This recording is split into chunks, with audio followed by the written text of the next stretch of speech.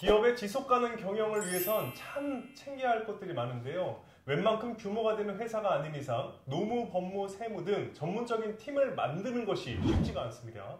따라서 저희 CEO 클리닉과 같은 전문적인 이 경영기관의 컨설팅을 받는 것이 참 중요한데요. 오늘은 법무 서비스와 관련해서 도움 말씀 주시기 위해 부산 센텀본부의 박현지 팀장님 자리해 주셨습니다. 안녕하세요. 안녕하세요. 네, 먼저 간략히 자기소개해 주실까요? 네, 저는 부산 센텀본부 센텀중앙사업대 내 박현지 팀장입니다. 반갑습니다. 예, CEO 클리닉도 소개 부탁드릴게요. 네, 저는 우리 회사가 대한민국 1등 법인 컨설팅 회사로서 그동안 수많은 솔루션을 제공을 해왔고요. 타 금융회사에서 저희 회사의 기법을 벤치마킹하는 것을 보면서 대단히 자긍심을 많이 느끼고 있습니다. 차명주식 해결, 이익금 환원 등 수많은 사례들이 보유하고 있지만 오늘은 제가 상법상 주식회사로서 법무적인 부분에 대해 말씀을 드리려고 합니다. 예, 법무라고 한다면 그냥 막연히 어렵다라는 생각이 먼저 드는데 어떤 법무적인 솔루션을 준비해 주셨나요? 네, MC님은 법인을 설립해야 한다면 가장 먼저 무엇을 하실 것 같으세요? 글쎄요, 사업자 등록증도 내야 되겠고 자본금, 주주 구성 이런 것이 먼저 필요하지 않을까요? 네, 맞습니다. 그런데 법인에 그에 못지않게 중요한 구성 요소가 있죠. 바로 정관입니다. 정관이요? 네. 정관, 제도 정비 참 중요하다는 이야기는 들었는데 네. 이게 무엇입니까? 네, 법인도 사람과 같이 법이 만든 인격체이므로 사람의 인생과 같다고 생각을 하거든요. 설립하면 태어나는 거고요. 성장하면 성장통이 오고 성숙하면 잘 마무리할 수 있게끔 어떻게 보면 사람과 인생과 같지 않을까요? 사람이 때에 따라 변하고 모르는 것을 알아가는 것처럼 법인도 설립기에 회사의 기초인 제도 정비를 제대로 하고 시대와 상황에 맞게 그 정관이 항상 진화해 나가야 하거든요. 예. 그런데 제 경험으로 규모가 큰 외감회사 회장님이나 관계사를 두고 있는 회장님들을 만나 뵈면 화려한 경력을 가진 세무사님이나 법무팀을 고문으로 두시고도 십수년 전에 만든 한문으로 가득 찬 정관을 볼 때마다 제가 깜짝깜짝 놀랄 때가 참 많아요. 그렇군요. 네, 혹시 MC님은 정관이 어느 때 필요하다고 생각하세요? 정관, 앞서 설명드린 것처럼 회사를 설립할 때 필요한 거 아닙니까? 네, 말씀하신 것처럼 우리가 주식회사임을 입증하기 위해서 은행이나 기보신보에서 사업자 등록증이나 정관 사본 요구를 많이 하거든요. 그런데 정관이 그 정도의 범위를 훨씬 넘어서 제가 컨설팅 경험을 하다 보니 법인에 굉장히 중요한 문서구나라고 생각이 들 때가 참 많아요. 참 중요한 문서구나라고 느꼈다는 그 정관을 활용한 법무 솔루션은 어떻게 경험을 하셨는지 네. 사례를 2가지 준비해 주셨다고 하거든요. 하나하나씩 소개를 해드리도록 하겠습니다. 먼저 한 회사의 경우 실질 주주로 모두 이뤄진 회사인데 최대 주주인 감사님이 30%의 지분을 소유하고 계셨고요.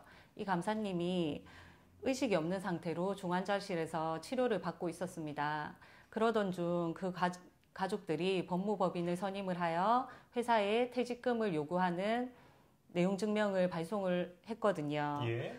이 회사는 큰 회사였기 때문에 사내에 법무사와 세무사님이 있는데도 불구하고 공동대표 중 한 분이 저에게 연락이 와 도움을 요청을 하셨고요. 제가 확인을 해보니 2018년 3월까지 감사로서 재직을 하면서 급여가 충분히 다 지급이 된 사실을 확인이 되었습니다. 그래서 저희가 내용 증명에 대한 답변서를 준비하였습니다. 네. 네, 이것이 그때 당시에 보냈던 답변서인데요. 제가 내용을 간단히 읽어보겠습니다. 임원은 근로기준법에 따른 보호를 받는 근로자가 아닙니다. 그러므로 임원은 근로기준법 등 노동관계법이 적용되지 않으며 이에 따라 등기 임원에게 퇴직금 지급 의무가 있는 것은 아닙니다. 다만 통상적으로 법인의 정관 또는 별도의 임원 퇴직금 지급 규정을 통해 임원의 퇴직금 지급 근거를 마련하고 이를 근거로 퇴직금을 지급할 수 있습니다. 그러므로 정관 또는 별도의 임원 퇴직금 지급 규정에서 정한 규정이 있다면 그에 따라 퇴직금을 지급하여야 할 것입니다. 하지만 정관 또는 별도의 규정을 통해 정한 것이 없다면 퇴직금 지급 의무가 없다고 봐야 할 것입니다. 네. 이런 내용으로 답변서에 정관 사본을 동봉하여 발송을 하였고요. 다행히 이 회사는 정관 변경을 아직 하지 않은 상태여서 감사의 퇴직금 지급 규정이 없었습니다. 그러니 퇴직금을 지급할 의무가 없었던 거죠. 그렇게 답변서를 발송 후 수개월이 지나고 상대방에게서는 연락이 없었고 잘 마무리가 되었습니다. 정관에 그 내용이 없다는 이유만으로도 퇴직금을 지급하지 않아도 법에 소속되지 않는다는 말이군요. 네, 그렇죠. 예. 네. 자, 이게 첫 번째 사례였고 네. 그럼 두 번째 사례는 무엇입니까? 네, 이 회사도 변호사를 선임하여 이렇게 소장을 보내온 내용입니다. 네. 네. 사연은 두 친구가 동업을 하기로 하셨는데 한 동업자가 약속한 투자금을 입금을 하지 않으셨고요. 그래서 저희 고객인 대표님께서 100% 지분을 소유하게 되셨습니다. 예. 그래도 친구 입장에서 향후 약속을 이행하실 것으로 판단을 하고 친구 부부 2명을 사내이사로 선임을 하셨는데 사내이사의 급여도 충분히 지급을 했지만 시간이 갈수록 친구분께서는 약속을 어기셨고요. 일 처리도 제대로 하지 않으셨으며 심지어 법인카드도 마음대로 사용하는 등 대표님과 점점 갈등이 깊어지게 된 거죠. 네. 그래서 대표님께서 친구 부부를 해임하려고 하셨습니다. 그런데 이 회사는 대표이사와 사내이사 2명이므로 이사회가 성립이 되었고요. 주주총회를 열기 위해서는 이사회에서 주총 승인을 해야 되는데 임원 해임권으로 이를 승인할 이사회에서 이사회 자체를 반대했기 때문에 대표님 뜻대로 임원을 해임 처리를 할 수가 없는 상황이었습니다. 말씀만 들어도 정말 골치 아픈 상황인 것 같은데요. 대표이사라고 하더라도 정말 자기 마음대로 할 수 있는 게 없는 것 같아요. 네. 그만큼 정관을 초기에 네. 잘 이렇게 정립을 해두는 게 중요하다라는 생각이 드는데 어떻게 좀 해결을 해주셨습니까? 네, 저는 우리 회사 법무팀과 회의를 한 결과 법원에 이사회를 의도적으로 반대한다는 내용으로 주총을 열 수 있는 가처분 신청을 통해 결국 친구 부부를 해임을 할 수 있었습니다. 대표님은 그 위로조로 퇴직금도 지급을 하였지만 친구 부부는 퇴직금을 더 받을 수 있다고 생각을 하시고 밤에 몰래 사무실에 들어와 정관에 있는 퇴직금 지급 규정을 스캔하여 임원 퇴직금 배수대로 지급을 요청하는 소송을 또다시 제기하셨습니다. 네. 하지만 실질적으로 등기 임원으로 근무하신 지 만 1년이 되지 않아서 그에 따른 반론을 제기하여 또 이 문제가 해결이 된 거죠. 그렇군요. 자, 이렇게 해서 오늘 두 가지의 사례 쭉 소개를 해드렸는데 정관 굉장히 중요합니다. 해서 우리 팀장님께서 대표님께 꼭 이 말씀은 드리고 싶다라는 그 마지막 말씀을 준비해 주셨다고요? 네. 제가 초입에 말씀드린 것처럼 정관은 단순히 우리가 법인입니다라는 서류가 아닙니다.